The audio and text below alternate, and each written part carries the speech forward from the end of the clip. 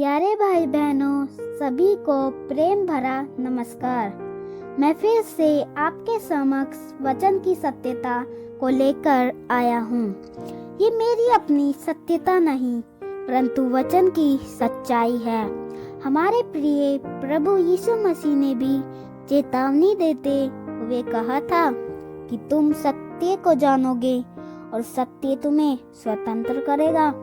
यह वचन की सच्चाई प्रभु की ओर से ही प्रकट होती है।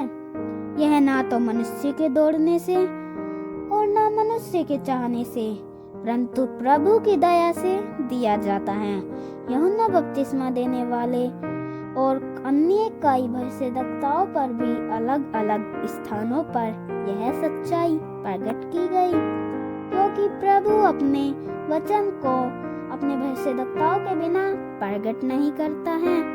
आज कितनी ही सेवकाइयां बिना भविष्यद्वक्ता के चल रही हैं। पुरानी वाचा से लेकर नई वाचा तक भविष्यद्वक्ता का उपयोग होता आया है। प्रथम कलीसिया काल के दूत पौलुस ने भी 5 प्रकार की सेवकाइयां में भविष्यद्वक्ता का विशेष स्थान रखा है।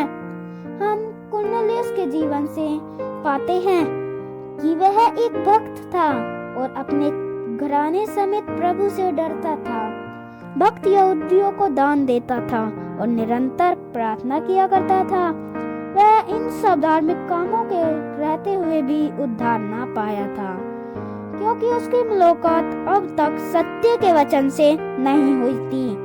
जब तक दिन उसकी मुलाकात उस समय के वचन को रखने वाले प्रभु के सेवक पतरस से हुई, तब पतरस ने उस सच्चाई के वचन को उसके घराने समेत प्रकट किया। तब उसने पूरे घराने समेत प्रभु को ग्रहण किया।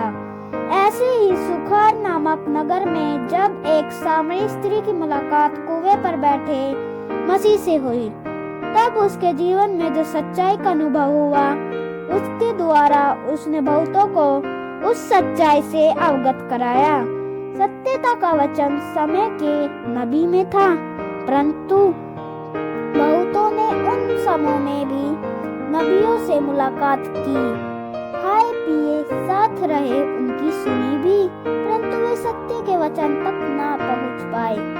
आज से 2000 साल पहले उस समय में भी सत्य का वचन हमारे उद्धारकर्ता प्रभु यीशु मसीह में होकर चला, परंतु शास्त्र को पढ़ने वाले सच्चाई की पहुंच तक ना जा पाए।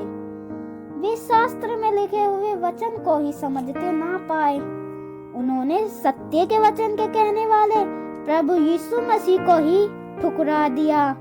उन्होंने तो पुराने भविष्यद्वक्ताओं की ओर ध्यान केंद्रित किया हुआ था, इसलिए वे उस समय के आए हुए नबी यूहन्ना बपतिस्मा देने वाला वे हमारे प्रभु यीशु मसीह की भी ना मान सके। और सत्य पवित्र आत्मा, जिसका वर्णन हमारे प्रभु यीशु मसीह ने किया था, और प्रेरितों में वह सत्य का आत्मा पिंतुकुस्त के दिन आया।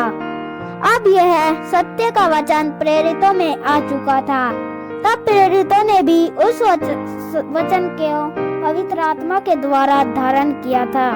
और जब पौलुस, पतरस इत्यादि ने उस सत्य के वचन की घोषणा की, तब उस समय में भी धर्मशास्त्रों पर विश्वास करने वाले सत्य के वचन के विरोध में आ गए थे। इसलिए पुराने नियम के भविष्यद्वक्ता होशे ने भी यह भविष्यवाणी की थी कि मेरे ज्ञान के न होने से मेरी प्रजा नाश हो गई। इसलिए प्रभु का यह ज्ञान ही सच्चा वचन है। आज भी अनेकों लोगों इस सत्य का वचन के कारण ठोकर खाएंगे और सत्य के वचन के मानने वालों के बैरी होंगे।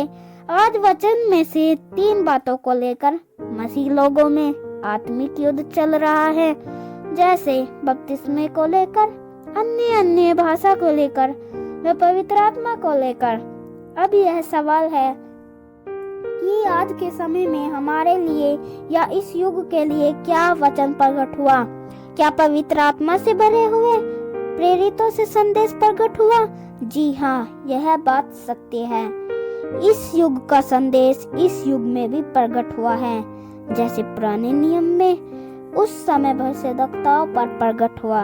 इसलिए सत्य वचन से मुलाकात के लिए आपको आज के नबी से मुलाकात करनी होगी, अन्यथा जैसे पहले कितने ही उपदेशक उस सत्य को ना छू सके, ऐसा ही आज भी आपके साथ हो सकता है। इसीलिए वचन ही बताएगा कि आज का नबी कहाँ है। इसलिए प्रभु के संज्ञान में जगत की उत्पत्ति से पहले ही था, जो अंतिम युग में हमारे लिए प्रकट हुआ। जैसे प्रेरित पौलुस नबी ने भी कहा, मेरा ज्ञान भविष्यवाणी अधूरी, पर जब सर्वसिद्ध आएगा अधूरा मिट जाएगा। इसलिए समय के सत्य के वचन की पहचान में भरने की कोशिश करें। प्रभु आपकी सहायता करे। धन्यवाद।